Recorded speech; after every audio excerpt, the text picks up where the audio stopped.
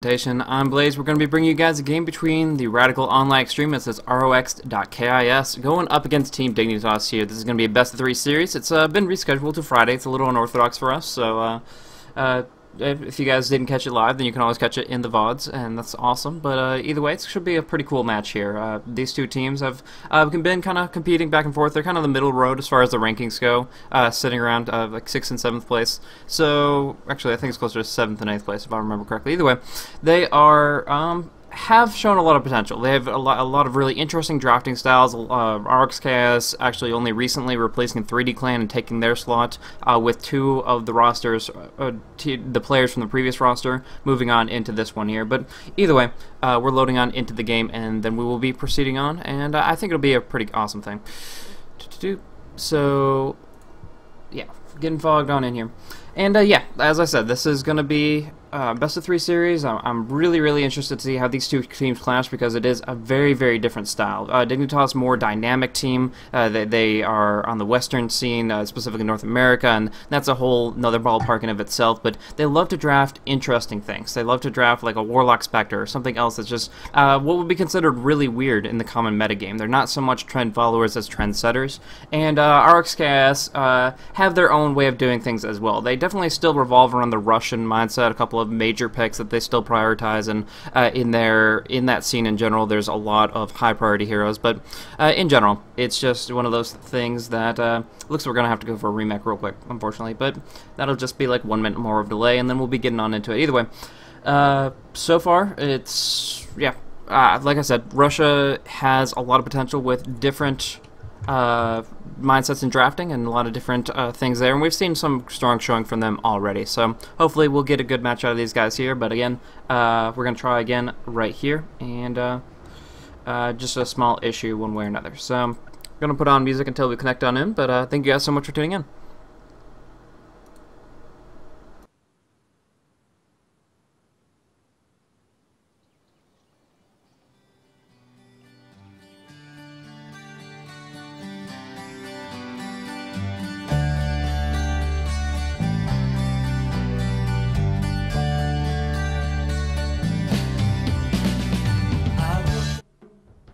Team ban.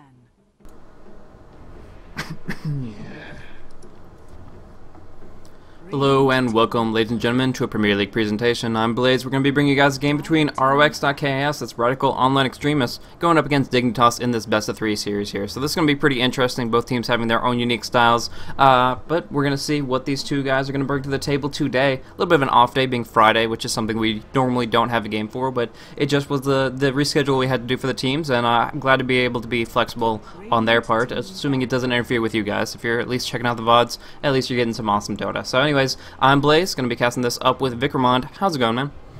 Hey man, it's going great. I'm excited for this game. I know that yesterday maybe we didn't get quite as much Dota as we might want, or maybe we got too much Dota, depending on your perspective. So it'll be good to see these two teams go up against each other. RoX.KIS, of course, playing with their new player as of about a week ago. Van Score taking the spot of... who left? Sharfik, right. So this is actually a pretty interesting lineup, and RoX has had some really great results with it. And these two teams, they've gone back and forth in the last couple of engagements that they've had. I think about a week ago they met up in the Ritmix Dota 2 League, so the Russian Dota 2 League that's sort of like under the auspices of Star Ladder.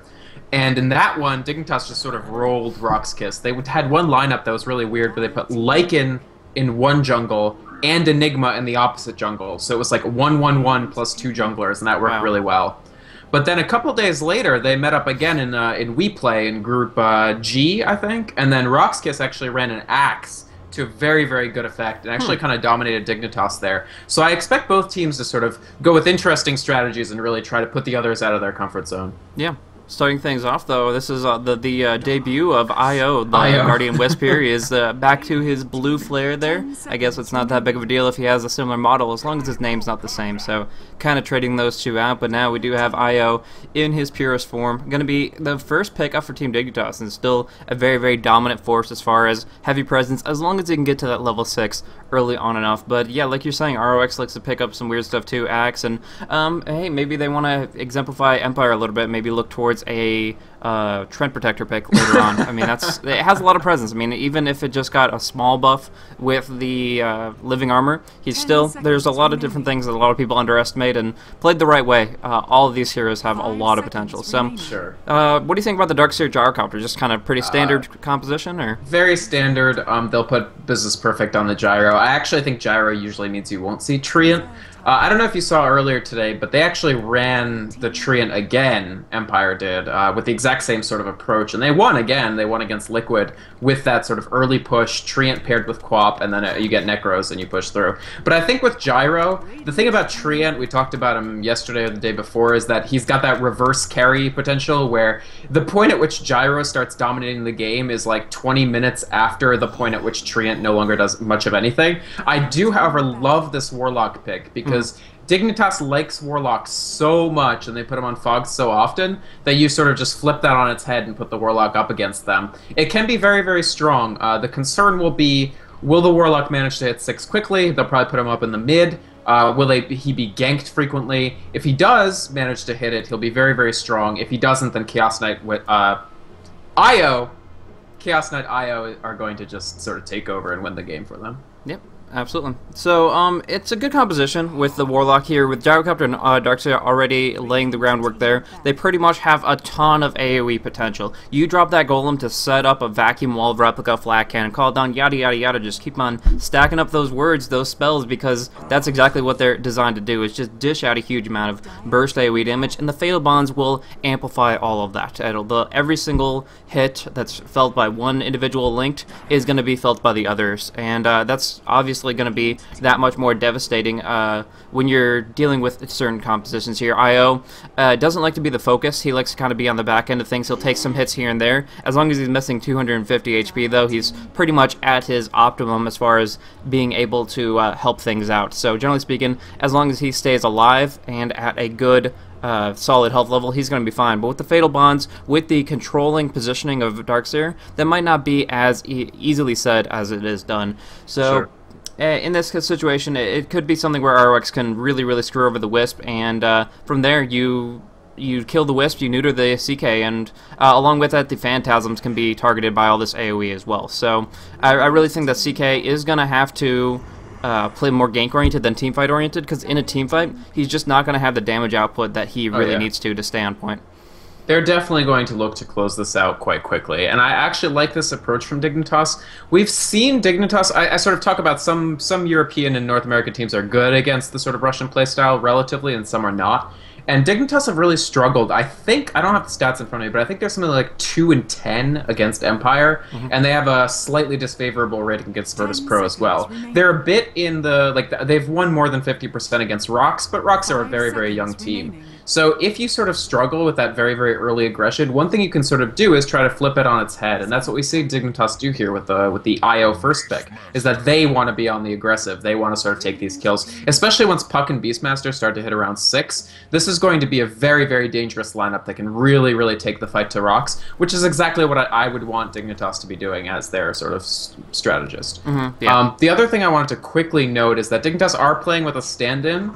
Snake King is playing for them, but if you have to play with a stand-in, a person who is on your team for like the better part of 6 months is actually almost ideal, because you still have that working relationship. You know how they play, it can fit into your lineup. So I actually wouldn't expect the substitute of Tides of Time for Snake King in this game to have that much of an impact. He's also been their go-to stand-in for the last week while Tides is on vacation. So I think he'll slot in just fine. It won't be like some of the stand-ins that we've seen recently. Yeah, most definitely. There's a lot more cohesion there, and he's been, if they have a stand-in at all, majority of the time it's going to be Snake King there, so not going to be too big a video there, and picking up some diverse roles here. We could see Universe on the Beast, or we could say Snake King pick it up. Both of those have run it in the past, but if the Beastmaster is going to add a lot to their lineup here. They're going to be able to roar out the Gyrocopter when he's BKB'd, and that'll make it so that that AoE damage is kind of cut short, as long as Beastmaster is in the right position. The one thing you have to worry about, though, is the animation timing sets Rubik up to steal it right back. You throw a roar back out on the CK or something like that, and you've got a heck of a lot of disable to work with. So that's definitely something Rubik's going to be looking for. as well as the Chaos Bolt, possibly like the Orb or Waning. Actually, any of Puck's abilities really are pretty solid for Rubik, so I definitely think he's going to keep his eye on him. But finally, this pickup coming through with the Nature's Prophet adds in a lot of global gank presence between the IO, CK, and Nature's Prophet together, as well as mobility from the Puck with his Blink. Do you think we could see like maybe Beastmaster's Boots Travels to make that just a 5-man gank squad? Yes, absolutely. I'm glad you brought that up. I was thinking about it earlier, but I didn't want to say it. But yes, I think we could very, very possibly see this Beastmaster running as some sort of getting his Boots of Travel in a fairly timely fashion. The only issue is, Blaze, what do you think they're going to lane here? Yeah, that's going to be a little bit more difficult. I mean, they could run actually jungle, so CK, IO top, the Nature Prophet in the jungle, and then have Puck and Beastmaster in mid or bot, depending on which player who is more comfortable with it. And that could work out nicely. I think the Beastmaster might be better suited for mid because the Boots of Travels could be farmed up more rapidly, but in general, it's still going to be rough lanes. I mean, Nature Prophet weakens it no matter what, but they're not going to find 3 solo opportunities. Definitely. I honestly got to say I am kind of concerned if it's CKIO up top with Furion, Nature's Prophet in the jungle. RoX could draft a very aggressive tri-lane here. I'm not sure what they would... They could get something like Lesh, he's still in the pool, or Lina for that matter. If Gyro, Rubik, Lina against CKIO, like, ouch. Brutal, possibly really, really brutal. Oh, they go for Undying. That's strong. But Undying's a great aggressive tri-lane hero too. Yeah, honestly, we haven't seen as much of him before recently, but when he first came into the pool, people were picking him up like crazy and seeing his real potential, especially with when Jakiro was kind of broken with his Ice Path being unnerfed and things along those lines. He and Undying just were pretty much the end-all be-all of an aggressive tri-lane. Now, I could definitely see that with Rubik, not as much in an AoE pick-off sense, but still picking off one hero, pulling them out of position, and as long as it's the CK, I mean, IO can always do the tether action, but it can be pretty interesting. One thing people mentioned in chat a little bit is that Fog has been playing IO a little bit more and more. I'm not sure if that means he wants to run him as solo, but in this composition, I don't think it really matters. He's going to run it supportive. We already see that on the item sets right here. And, yeah, that's because not only... I mean, Fog does love to play mid. He's a great mid player, but they've got a Puck. They've got a Nature's Prophet. There's no room. They've got a Beastmaster. There's absolutely no room to spread out that experience. But for right now, we do see Fogged and Aoi heading down towards the bottom lane. What do you think about that? Predicting the aggressive tri-lane, that's it. It's a dodge. It's a like a fake aggressive. It's because they know that they're very likely to face an aggressive presence up top. So it's that sort of fake out. Like the very, very early laning game is sort of a mind games because like if you know the other team wants to run an aggressive, do you then go to your aggressive so that you dodge it, or do you think they'll know that and then they'll be like, oh, you're, etc., etc., etc. You can go as many layers deep as you want, but it looks like Dignitas are going to try to bring Fogged and Aoi down here to face up against just the solo Darks here, ideally. The thing is, RoX, they are going for First Blood. I don't think they'll get it, but if they do scout out that Snake King is up here and they know, that'll put them in good shape to actually do the rotation over down to bottom and still have the 3-on-2 situation there. So it looks like RoX.KIS is running through a couple of alternative aliases. You want to real quick run through the Russian lineup there, what the individual players are for those? Right, so yeah, I'd be happy to. So up in the middle, this Kusok Dobra, this is Dread, so their newest addition, and he's still on the Stone Squad, still playing mid, so he's a very, very strong player, obviously. And then Yol, Business Perfect, and Solo, that's all standard. Sorry, I should say U_U on the player screen. You can see that it's actually, he changed his name just now, so he's Yol. And then Vanscore is their new player. They used him as a stand-in when Sharfik first left, and then they've decided to extend him a full-time offer. So now he's locked into their support role. So there you go. That is pretty much going to be it. They're going to be able to coordinate very nicely up on this top lane, but unfortunately not getting the lane they want. Snake King going to be up here having an okay time. I mean, you can always jaunt out of those zombies, and from there you'll get some damage taken, especially Bez still has that double damage active, but in general, I don't think his life is going to be in question for some time, as long as he gets to level 2. When Puck has both Orb and Phase Shift, he's suddenly going to be that much more survivable, and I don't think there's going to be too much of a concern for him to survive. The only question is whether he can sustain. But for right now, 2 sets of tangos, 2 sets of salads, he's doing pretty good. Right. And I'm not sure how... Okay, yeah, they are going to do a rotation, because I was going to say, I don't know how Dread is supposed to get XP against the CK Wisp. Like, they can just... Once they're 3, they can kill him literally any time they want. Like, it's just a free kill. So I like that they're rotating, they're moving the Darkseer over. The flip side of this, of course, is that Warlock versus Beastmaster is less favored than Darkseer versus Beastmaster, but Warlock versus CK/IO is so disfavored that I like that they've actually done this rotation. Yeah, I think it's pretty solid. It shows that they know their weaknesses of their composition here, and yeah, I think Solo's going to be able to do all right. He's not going to be perfect, but he has high base strength, and he'll be able to sustain for a pretty long time. One great thing is he does have a lot of armor to work with, so even if these save is coming out, they do get the tether stun with the Reality Rift and a 2-second stun Chaos Ball, but we see how little damage he's taking. Stout shield, 6 armor. He's going to take a few hits. It's not a great trade for him, but CK uses a lot of mana in those exchanges, and they're going to have to force out a Clarity from Fog very early on. And yeah. Yeah, I mean, he's just going to worry so much less than Dread will. Even though Dread picked up the first item as the Ring of Protection, he would still be in a lot of trouble there. So I am really glad they did that, just for RoX.KIS' sake. Otherwise, they would have serious issues down this bottom lane. But I like that also from Dignitas coming out, the Way 2 rotation, where you moved from the top jungle to actually the bottom jungle. I like him here. It's quite safe, actually. You're not really worried about Warlock running over and ganking you until he hits 6, and you're not really worried about the Darkseer. So you can do quite a bit of disruption and annoy this Darkseer a little bit. Obviously, if he's sprouted, haste isn't going to do very much for him at all. So right now they do seem to be staying up top. Radical Online Extremist, that is, Business Perfect, Yol, and Score are all sticking to the top lane here. 3 versus 1 up against the puck. Now I thought this would be like the matchup that they weren't looking for. They pick up an Undying to go for 3v3, and instead they're just finding this opportunity for Biz to farm away and them to kind of zone out Snake King here and there. But it doesn't seem to be as impactful as they want it to be. Do you think they should kind of play musical lanes a little bit and jump down to the bottom, or they just mostly be focusing on sticking where they're at and just trying to win out that lane at least? The problem is it's already a little late in the day for that. Like, they've already executed a couple swaps, and the next one would require like mass TPs, which frankly is kind of expensive, especially early in the game. It's a tough call because they're really not doing that great of a job of preventing Snake King's XP. Like, he successfully pulled the lane here. They finally push him off of it, but he can sort of just rotate. Now he's sort of getting XP here. So really good job by Snake King here. I'm not sure from RoX.KIS' perspective strategically whether it's better at this point just to keep static or to do another rotation, but I think they feel like they no longer have that big of an advantage against the CK/IO just because they're already hit level 3. Way Too Sexy is already over here, and it wouldn't just it just wouldn't be as dramatic of an advantage as if it was level 1s versus level 1s right from the beginning. Yeah. It's just that if history shows anything, it's when that Wisp hits 6, it's going to be a dramatic shift. And Fog is a great player in a lot of high utility, very complex heroes. So I think using the Wisp at level 6 is going to be something that Gyrocopter is going to struggle to survive up against. He's going to be pretty much the focus target at any point in time. Man, sneaking, really good play. He actually can't get his TP here. I don't think. I don't think he's in range of the shop. So that's a bit unfortunate. But there's really nothing they can do. I mean, they technically could ward over the cliff right on top of him and get some right clicks on him, but it seems unlikely. So I don't think they can, actually. That's not a wardable location. He's impervious. He just also can't get out. Fair enough, fair enough. They're waiting for him to come out, but if I were him, I just wouldn't. You can do the sort of the Hannah Montana, like, Quelling Blade, hide in the trees strat, basically, except minus the Quelling Blade, but, you know. Yeah.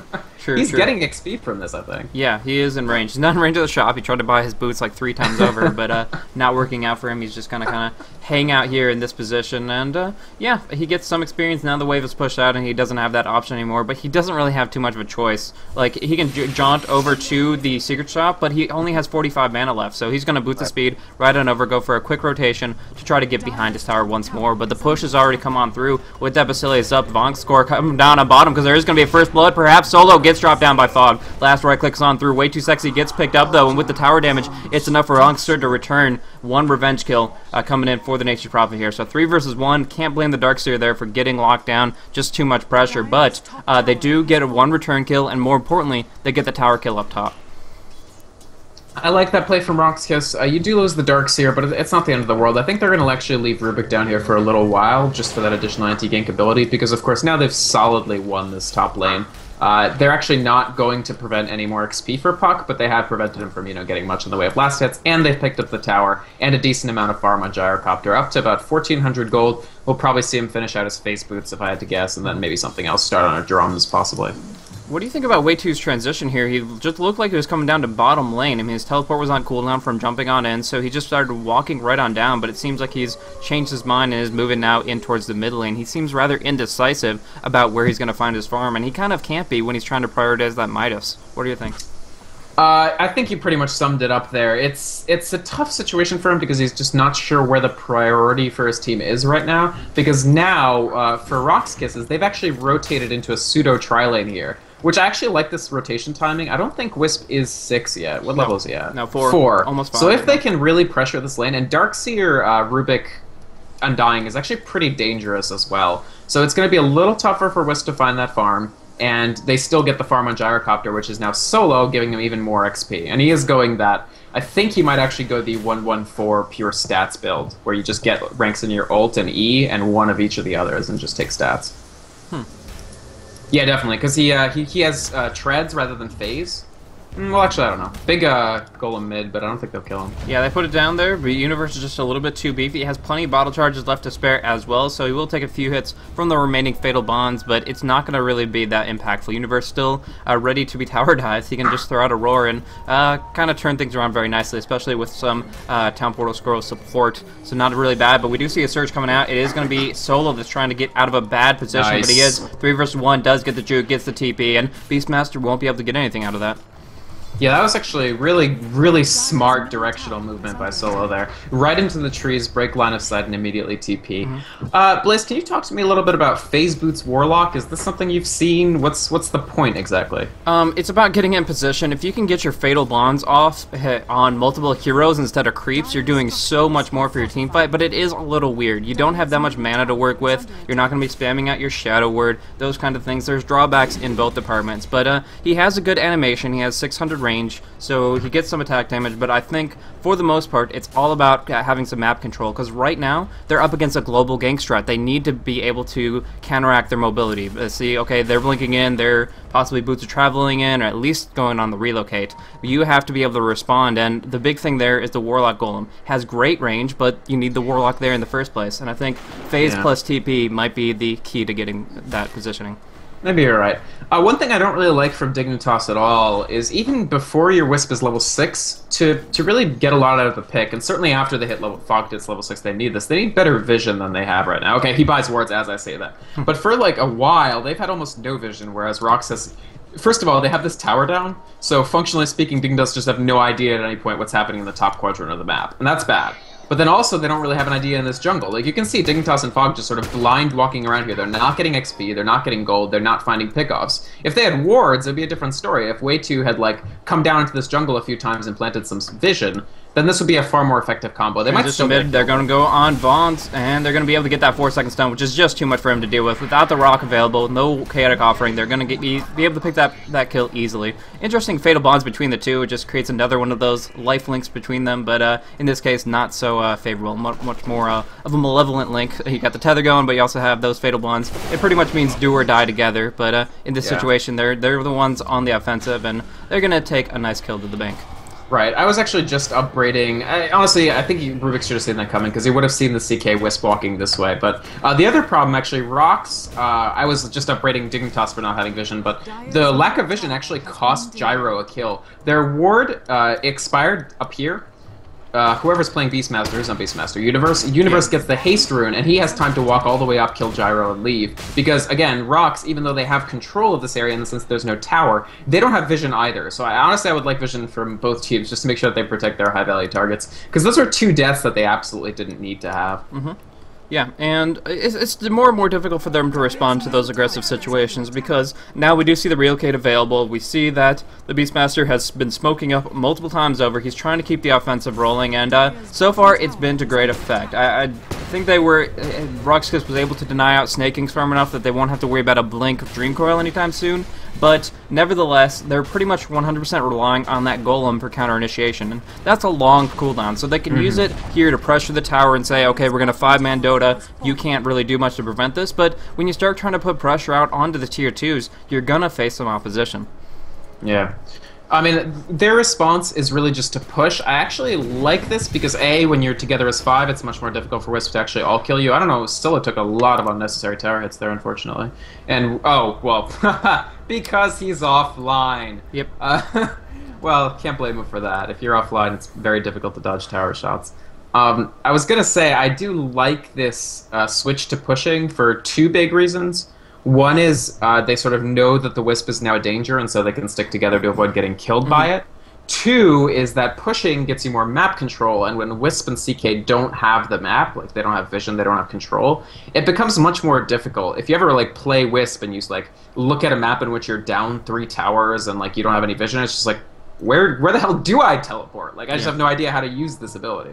Yeah, even if you could see 1 or 2 enemies, you're completely unaware of the positioning of the other 3, and you're just completely terrified of a counter gank opportunity. You're just seeing those worst case scenarios, and it makes you a lot less willing to just jump in and overextend yourself like that, because even though it is only for 12 seconds, you are throwing yourself right into the hands of the enemy, and a simple bait could turn things around very, very poorly for you. And yeah, Wisp CK are 2 heroes that can't really afford to die early on, because it's just going to make it more and more difficult for them to gain the momentum that they're looking for. Now, that map control keeps on coming on through, and yeah, that's one thing that the Wisp pickup right off the bat does limit, and that's going to be your ability to spread things out. When you're spread thin, it's going to be Dignitas taking advantage of that, but nevertheless, if they can push effectively enough with ion shells and have the team fight to back it up, I think that they're going to be okay. Yeah, and they do honestly. Dignitas already seizing a sort of XP advantage. They have a slight gold disadvantage, but I don't really. Roar coming out on Yol. What is this about? Like, he just committed that cooldown. Wrath of Nature's a lot of damage, but he can just soul rip that right back up. It seems like they want to go in, but they're 3 versus 5. Now they get finally the relocate coming on in, but I don't even see the CK with Fog, so I'm not sure if they're really committing to this whatsoever, but just trying to do some damage instead. It's going to be Nature's Prophet taking too much. He's going to be the one to fall. As well, Gyrocopter did get dropped down by the Wisp, but this. Or no, sorry, Gyrocopter dropped down the Wisp. And in the end, this was not an engagement. This was just a really, really weirdly executed fight. Yeah, at the time, I mean, if they had timed the Wisp jump in better and actually maybe brought the CK, we should say IO, by the way. I keep falling back into it. It's going to be so hard for like so long to actually say it right. I feel like I keep saying Fog because he usually plays the mid Beastmaster, but I feel like Universe was anticipating an immediate Wisp. Goodness gracious, IO CK assist that just never came, and then consequently they were like, well, we don't want to waste the cooldown, so we should still do the engagement, and that's actually the wrong way of thinking about it. If you waste the cooldown, you don't want to do the engagement. What I was saying is Dignitas actually had a... Going on to Wake 2, there is actually going to be slowed up by the Golem, so it should be a pretty easy kill here. And this is a lot of kills straight up. I mean, he is going to take damage over time. There's the vacuum to clean it up. But what is this positioning on their part? Like, Wake 2 being there at all just seems ridiculous to me. And now a stun comes out on Yol. 3 seconds will be enough for them to kind of maybe try to follow things up. And yeah, if you're reinforced by your teammates, then there's really not going to be too much of a consequence one way or another. Yeah, it was that stun was solely so Aoi could take the rune. He just wanted the rune away from Undying, because Undying haste is actually pretty dangerous. They could take the fight to Dignitas. If you're Dignitas, you don't want the fight taken to you. Like, you're the team that drafted the IOCK. Like, uh-oh, Gyro. Oh yeah, they're going to go relocate down on bottom. They have everybody here, and this is what their lineup's meant to do. You cannot afford that, and Bonds comes. He should have canceled. Instead, gets dropped down as well. 2 kills there for Way 2. Just kind of handed it to them, and this is the way you can't play. So far, RoX has been counteracting this very nicely, but it's shifted right here. 13.5 minutes in, maybe a turning point, because when you're playing into Dignitas' hands like that, they're just going to knock you out. So that is pretty much the 2-hit KO coming down on the Gyrocopter and the Rubik. And from there, they're going to be a little bit limited in advancing their farm. They already have the Drum on the Gyro, and it looks like he's going to go for Yasha next. But, you know, he needs bigger and better items to deal with and exemplify what his team fight is designed around. Yeah, I mean, honestly, good play by Dignitas there. That's sort of exactly what they want to do. The Blink Dagger on the Beastmaster is the exact correct tool for that, because it gives them that amazing mobility. We talked about Boots of Travel, but Blink is just as good, if not better, honestly. And when you do that, you can just set up, starting with a Roar, and then you have all the time in the world. Roar is such a long disable that it gives you plenty of time to get the CK IO in there, get the stun, get the tether stun, get the reality rift, and Gyro's dead, pretty much. And this is actually doubly strong against Gyrocopter, because typically Gyrocopter relies on just rushing up a BKB, and then it's like, oh, I'm more or less safe now from these sort of combos. So, with a Blink Beastmaster and the right initiation from Dignitas, I'm sorry, a BKB completely won't matter. Like, it has almost no effect, since if you can't BKB, or I mean, you even do BKB and he just roars in response, that's most of that time wasted, and you just end up dying. Way 2's in a bit of trouble here. I don't know if they'll die, actually. Probably not. Universe trying to go onto Yul, but he's not going to find his opportunity. As far as Way 2, though, yeah, he is not going to have any issues whatsoever. So, yeah, this is just kind of one weird position where both teams are trying to kind of catch the other off guard, but we look at the map vision, and right now it hasn't been so relevant. The Beastmaster Hawk is extremely big deal for what Dignitas has available, but as far as their rune wards, they're controlling Roche here. They're deterring RoX.KIS from taking different objectives, but they can still go as 5, and they can still farm in their jungle safely, so they still have plenty of options available to them, and so far Dignitas doesn't really have an answer for that. Now we're seeing maybe they want to try to contest this tier 2 again because they fortified it, but we see that they're so spread out. There's a Universe down here in the enemy jungle, there's Aoi off to the west. I mean, that fortification was just completely wasted. It was more or less wasted. RoX, I think they're just feeling a little bit nervous about not sticking together, because the second that they stop sticking together, they immediately wow, really? Starting things off, they go in. They're going to go 3 versus 4 here, and they are going to bring out no. Bonds will stay alive because of the gold, because of the fate of Bonds. Backing on in, it's a disaster for them. Fog going to drop down, and Aoi is probably going to go with him. He is very, very swift on his feet, but he has no Guardian Wisp to take him on away, and so he is just going to have to cheapy on out. There is no disables, so he will be the survivor out of this whole interaction, but just complete slip up in my mind. That kind of initiation, they're like overestimating themselves by far. They don't have a sheep stick, they don't have any major lockdown besides that roar, so you jump on in, you're going for even combat. That's just not how you play this style. You have to have a numbers advantage. Also, I mean, Rubik? Like, you have the option of literally everyone minus Gyro, who's not even there, to roar on. Like, you can roar on any of them, like he could have. And you choose Rubik? Yeah. I honestly don't know. I mean, obviously that means he can't steal the roar, but then the Warlock just destroys. Jump down in. Aoi does get a 2-second stun onto Vaughn. Should be enough to bring him down, but Mechanism keeps him up for another swing further. Now the Golem does go down, but there is Dream Coil in return. No Warlock Golem is the big deal here, but Fog will take a fall. Snake King on the run. He does phase shift out, but it's only rank 1, so he may just die anyways. Way 2, the first to fall. Snake King dropping really, really low, but still up for the moment. Does 4-second stun on Yul, but it doesn't matter with Gyrocopter backing on up. Darkseer actually just get roared down on by Universe. He's able to blink on out of there, so he will be able to survive, but they still keep on losing these exchanges back and forth, and Dignitas is playing a kill-oriented team. They need to get big kills racked up on the CK, some good assists on the Wisp, and right now they're playing 11-7 down against RoX.KIS. Actually, this is really a bleak situation right now for Dignitas, because they can't keep trying to take these team fights if, like, okay, you lost to Warlock Golem. Like, this is obviously their mentality, right? Like, okay, we lost that team fight because going in, relocate. They don't want to give it up. They're trying to go in on Vaughn, so once more, burning him down quickly with the axes. He is going to take a fall, now focusing down on Biz. Good targeting choice, and they will be able to finish him off as well. So they're going to take the Warlock, and they do get a way too sexy triple kill, so that does clean things up nicely, but I don't know. Does it put them back in the game? Yeah, I think with the Roche, it does actually kind of put them back. Because I don't think RoX.KIS can afford to contest this Roshan. The problem here is Dread is pretty closely Ag Scepter, honestly. And, oh god, I just can't see a 5v5 with Ag Scepter Golem available that's going to go well for Dignitas. Especially once he gets rank 2. Rank 1 Ags is honestly not tremendously impressive, but he's close enough to level 11. This Aegis will help a lot.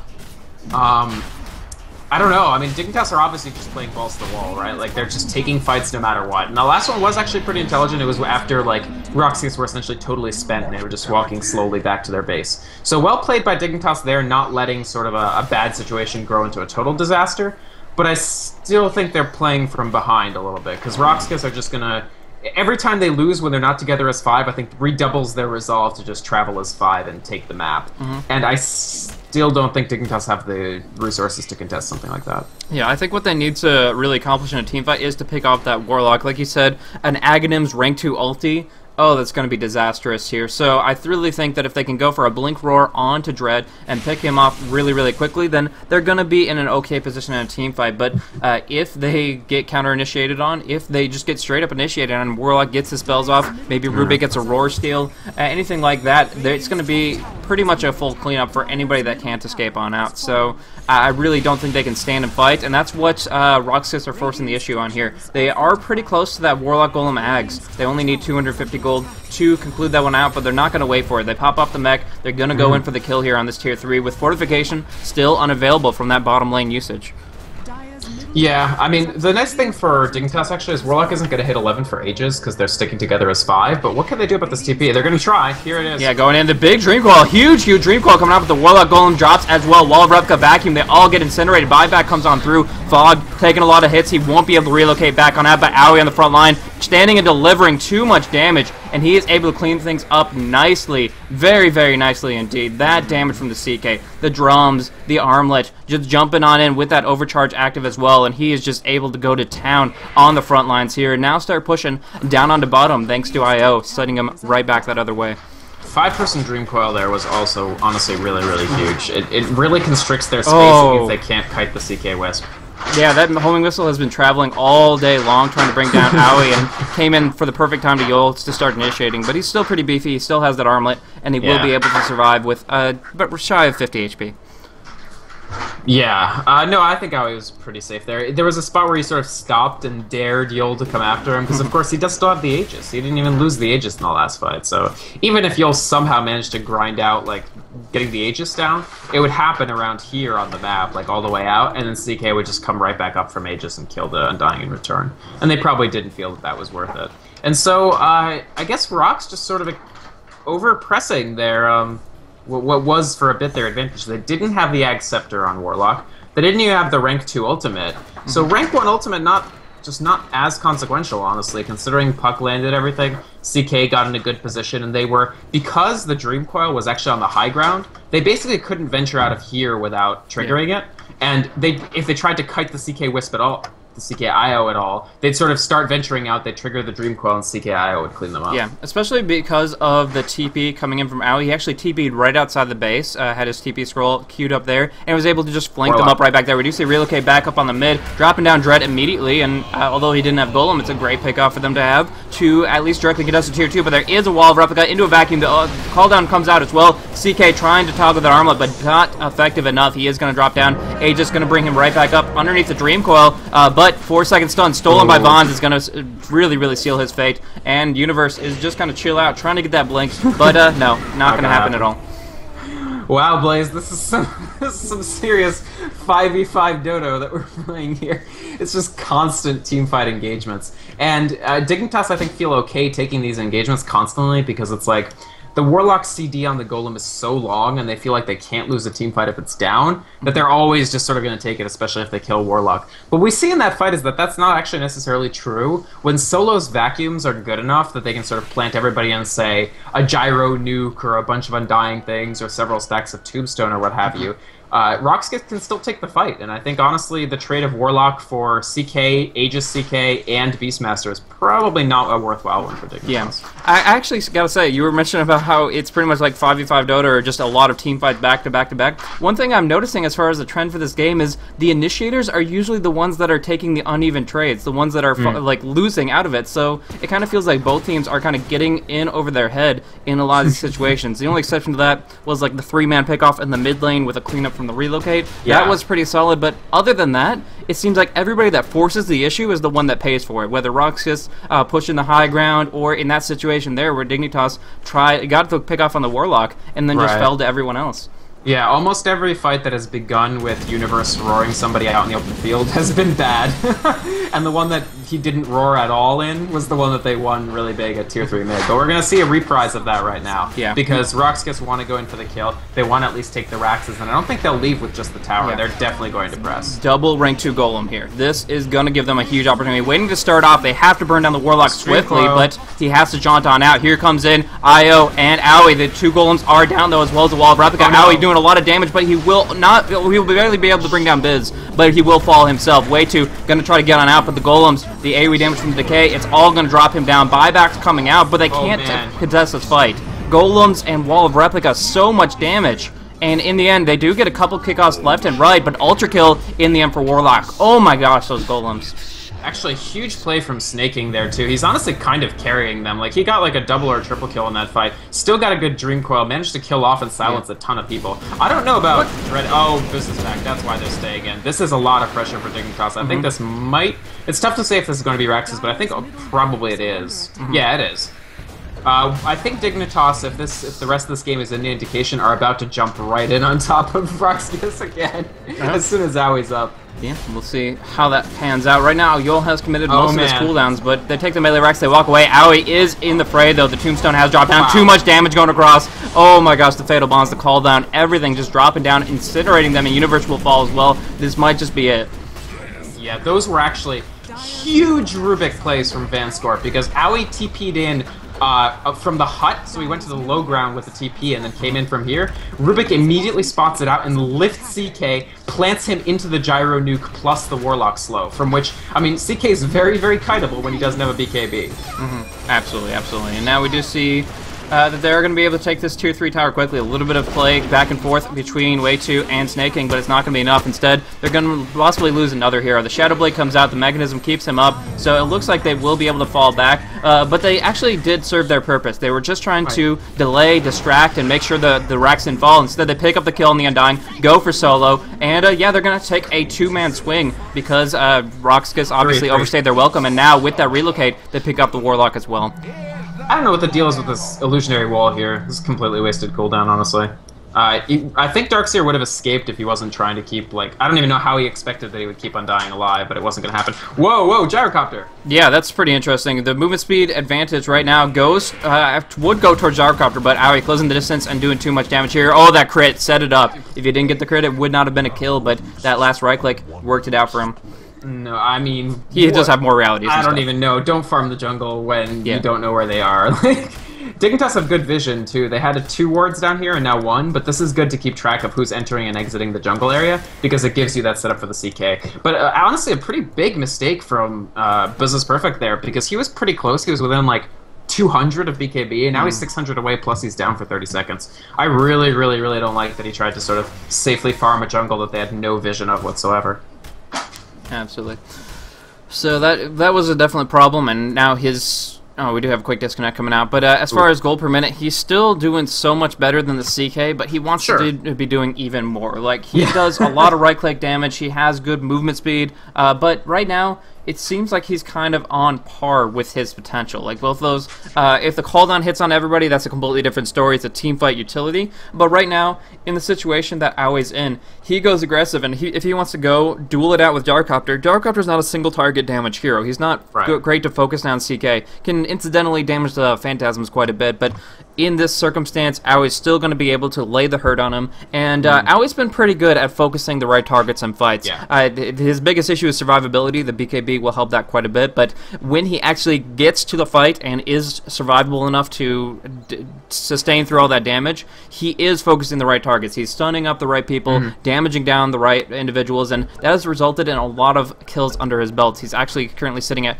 3, 4, and 11, so mostly assists, but he's been able to contribute to the team fight aggressively, and it makes it a relatively even game in the sense of the 22-21 at the very least. But you know, of course, the gold graph and experience graph showing things a little bit differently, as it looks like Dignitas is pulling even further ahead than I thought. It's actually really interesting about the kills, the fact that CK actually hasn't picked up most of the kills, because the nice thing is now Nature's Prophet is quite big. Because he also had the Midas, he has Shadow Blade, Maelstrom, and he's building towards Sheepstick. But what that does mean is that the CK is quite small considering how many fights he's participated in. Like, he doesn't have the BKB, he's going to make it next, but he's still about 1,000 away, so that's tough. I do have a debate topic for you, Blaze. If you're Universe and you know you're about to start a 5v5 fight, who at this point do you roar on RoX.KIS? I would say 100% Warlock. The BKB Gyrocopter is a great target as well, but if you... this is the two different options. If you think your team can kill Warlock before the ulti comes out based on your roar, absolutely just go for the Warlock. If that's not possible, and the Chaotic Offering is going to come down one way or another, just go for the Gyrocopter and delay his damage that works on with it. It's a tough call either way, and I don't think they should be looking to 5v5. Like, I don't think they should be initiating like they have been, where they go in 3 versus 3 and 4 versus 4. But regardless, they certainly are doing that. Yeah, so I think that's kind of a little bit of a loaded question in the sense that if you're going in 5v5, there's so many different targets to focus, it's very, very difficult. That's just not how they should be engaging in the first place, and they should be looking for just finding, you know, 3 versus 2 engages, 4 versus 3, 4 versus 2. Just find pick off, smoke ganks, and kind of a little bit of guerrilla warfare, more so than upfront 5 versus 5 in the trench That's combat. true, but also RoX.KIS, once they feel comfortable, are going to be seeking to do exactly that. They're going to stick together as 5 and sort of force the issue to make Dignitas do it. Sure. I want to present an alternative hypothesis about who they should roar, because what I've noticed is that almost every fight they lose is because of these huge vacuums that are coming out of solo. Like, vac into Warlock Ultimate is actually a lot more scary than Warlock Ultimate by itself. Like, if Warlock ults 2 people off to the side, it's bad, but it's not actually the end of the world. But if Vac hits and he ultis 5, then you're done. Or if Vac hits and Gyro ultis 5, you're in really bad shape. Actually, a great counter push coming out from Dignitas here. With way 2, they might actually get the tier 3 tower here. I don't know. They won't get it, but they'll definitely put that pressure on. Now the TPs do come on through. Shadowblade up for a profit. He will be able to just speed on out, and that was a haste room for Universe bottled up. So really good use of those 2 utilities to just have no real risk in the great reward they put damaging in that tier 3 tower. For sure. And they put a little pressure on the tier 2 as well. I like this from Dignitas. They're forcing RoX.KIS to spread their resources. Like, you don't have a choice. You're not gonna... It's not like you're going to send 5 people back to deal with this one push from one player. You're going to send like 2 or 3. But then what that ends up happening is that splits up your team, that creates space for CK Wisp to play around, and you're once again sort of... you have to sort of start your big teamfight game-ending push all over again right from the beginning.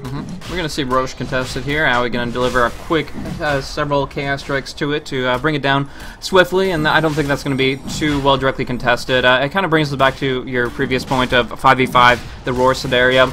I understand what you're saying about the vacuum, especially with the Flaming Fist passive that's available on those golems. It's highly underrated, but it is cleave.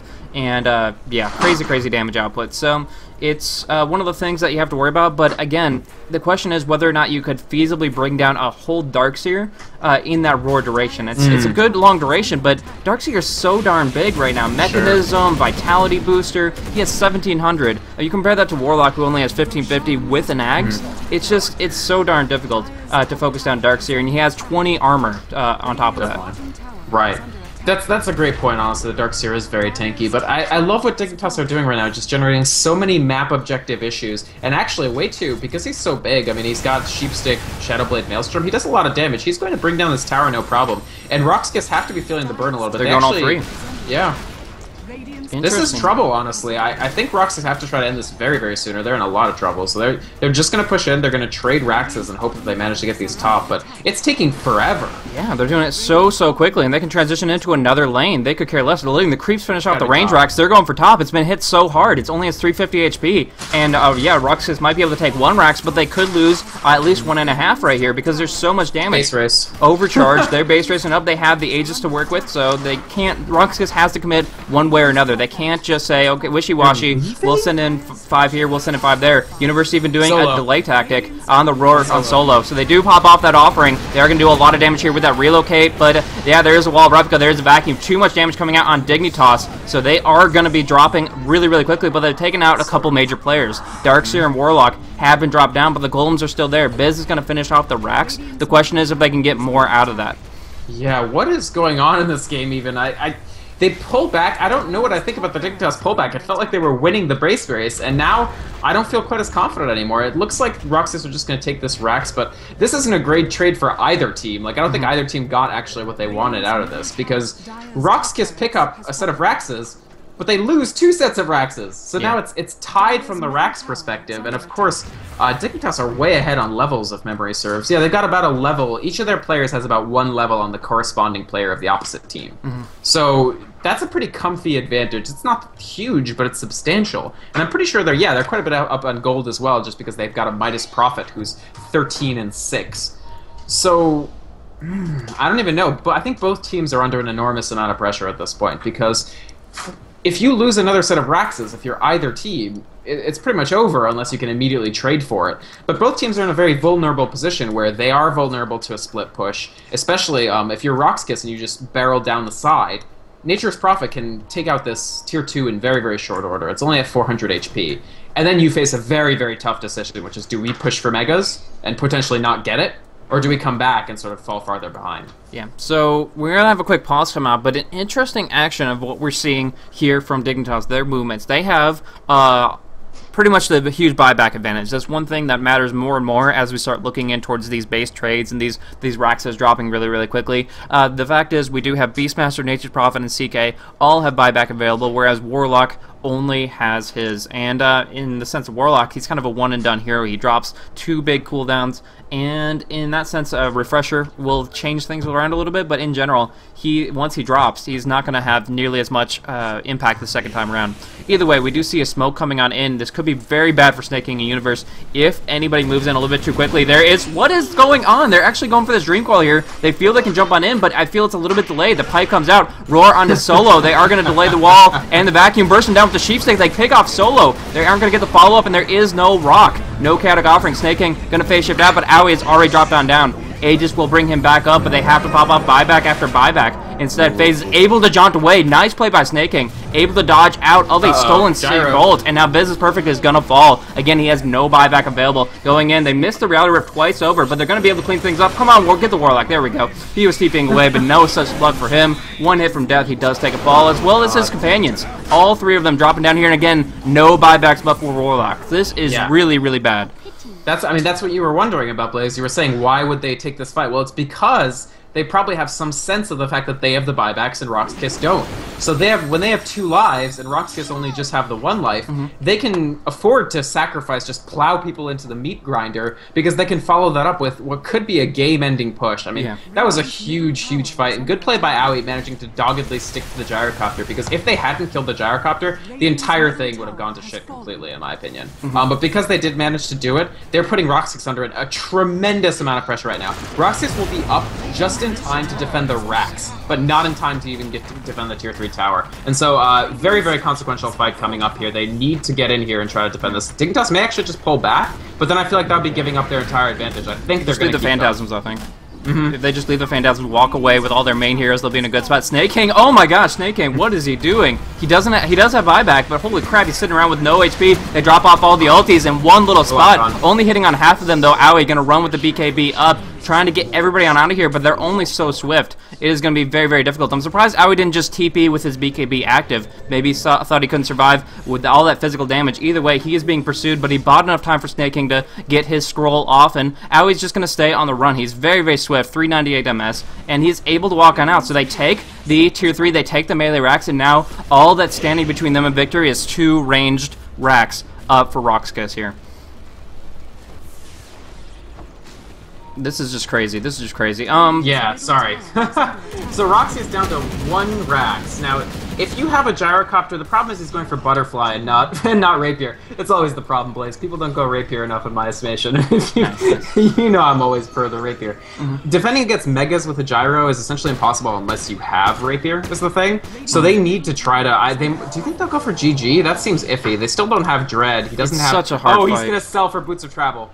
He's going to be in, but he doesn't have Golem. They pop Golem off on only half the team in that last engagement here. They do start off the Roar, doing a lot of damage to Biz. He's completely shredded. He has no hope. They do get the vacuum off as well as the big fatal bonds, but they're still delivering the hurt. They're bursting down onto Dread. He gets Max. It's not going to help against that crit, and Solo is going to drop down as well. Getting down fogged, but it's not enough. They get cleaned up, and that was pretty much an all-in on their part. They went in as 5. They committed to this, and now they are dropping just completely, and this is really what it's all about. Is Dignitas have the buybacks available. They have the potential to fight after that Warlock Golem goes down. They seed the first fight, they take the second one. That's why in that bottom engagement, I was so questionable of why Snake King was jumping on in, especially because of how spread their positioning was. But you said it yourself, once they jump back on in, once they buy back and have a second life available for 3 of their 5 members, then suddenly it doesn't matter how that first exchange went. Technically speaking, the bottom exchange was very unfavorable hero for hero, but as far as getting permanent advantages based on buyback, that's what they were able to obtain because they had that buyback advantage, and there we go. This is over. I think it's going to be tough because Dignitas, RoX.KIS will come up. Actually, they didn't have Megas until they get this 1 Rex down here, but they'll get this easily. The question is, will they actually kill the Ancient before RoX.KIS comes up? They might not need to. I think they'll just back out. Yeah, honestly, that all-in from RoX, I don't know. Dread is just simply not that useful without the golems, and it's not any aspersions on him as a player that I'm casting. It's just that, like, Warlock, sure you have Fatal Bonds and you have Upheaval, but you need the golem if you're going to try to GG against a full team right there, and he didn't have it, and he just sold so much and gambled so much on trying to get that. Now, this is their last opportunity. They're going to all in again, Actually, Rubik needs to join them for this, in my opinion. He doesn't even have enough to sail to... okay, he's just going to defend against if way 2 counter pushes. Yeah, because otherwise, yeah, way 2 or Snaking could just deliver a huge amount of right-click damage and finish off the racks before their tier 4s even fall. But yeah, now they're in this position. Unfortunately, Warlock sold all of his refresher components, so he just has 1 golem to work with, and it is only rank 2, but it is still a golem. It is still a lot of damage potential, and now we're going to see the base race, the last opportunity down in the base. They're going to actually go for a Sheep on Vons to try to bring him down quickly. Tier 4 is about to drop, and Ancient will be dropping as well. I'll keep my HP bar on that, but we do see a lot of damage in the main base as well. Trying to bring this tier 4, but they can't compete with it. The Ancient already taking damage. Here comes Aurora, delaying Business Perfect's damage, and yeah, that Ancient in the Radiant camp is falling too quickly. The Warlock Golem does come down, but it looks like Dignitas is still holding strong. They're going in, they're winning the fight on both fronts here. They have Snake finishing off in the Ancient, and they still won the fight in the mid in their own base. They just completely destroyed this right here.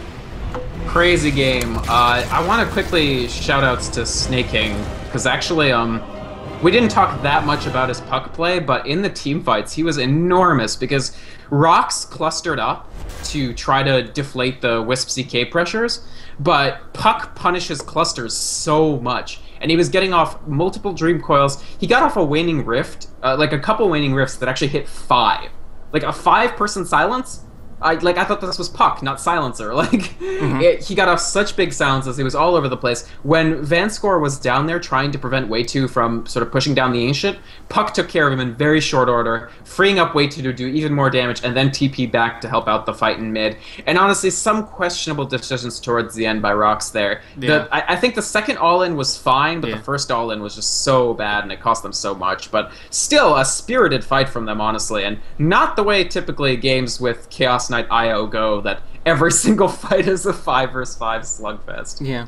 There were a couple of questionable decisions there. I felt like if Dread hadn't gone for the Boots of Travels and they hadn't gone for that first all-in the mid lane after they had lost a couple racks, then Warlock could have actually finished up his refresher. A refresher would have pretty much sealed the deal on any one of the engagements. They still had to play against the guerrilla warfare of like Way 2 jumping on down and forcing the issue on a couple of their remaining racks, but if they could just play a little bit more responsibly and not just go for quick all-in pushes while they had 5, I think that would have been better. Especially, they didn't even have Golem, if I recall correctly. So Dread jumping in with Boots of Travels, he committed Fatal Bonds, and then he's like, okay, well, I'm done.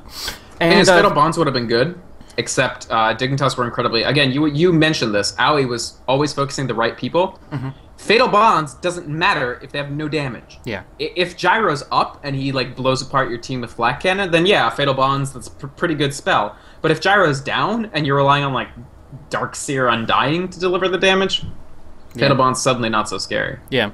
And as far as Gyro's survivability, he didn't really have one of those big items. He had a bunch of small items that could have gone to a big item. He didn't have his Manta. He didn't have his Butterfly. He had a bunch of really good components. They're great individually, but they don't add up. He didn't have a Satanic. So when you're looking at Treads, Drum, BKB, and a Magic Wand, as far as your durability items, you're still going to get hit really, really hard, especially when CK has himself a Heart, an Armlet, his own BKB and Drum, and a Wisp to overcharge him the entire time. So the right-click damage was always in favor of Chaos Knight as opposed to Gyrocopter in every sense, and therefore Gyrocopter really didn't have that opportunity. One single roar, one single sheepstick, and he was locked down too swiftly. So it was just really, really good engagements from Dignitas in the conclusion there. I would definitely say it was more questionable building up to that. The first 2/3 of the match, I felt that they were playing a different style than the team they drafted, I guess is the best way to phrase it. Because they had a CK,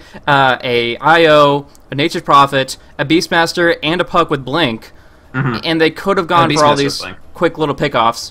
And they really didn't. They went for those big engagements when they found a cluster of 4 and thought they could just get a surprise factor in. So I think they still, obviously, they came out on top in this game 1 of this best-of-3 series, but I feel that they need to bring in and make sure that they're playing towards their draft rather than fighting 2 different styles simultaneously if they're going to be able to pull it out in Game 2 and possibly Game 3. Yep. All right. I'm going to hop out. Go ahead, real quick. Okay, so we're going to go on into Game 2. Thank you guys so much for tuning in, and we'll be seeing RoX.KIS versus Dignitas, Game 2 of this Best of 3 series in just a few minutes, so stay tuned.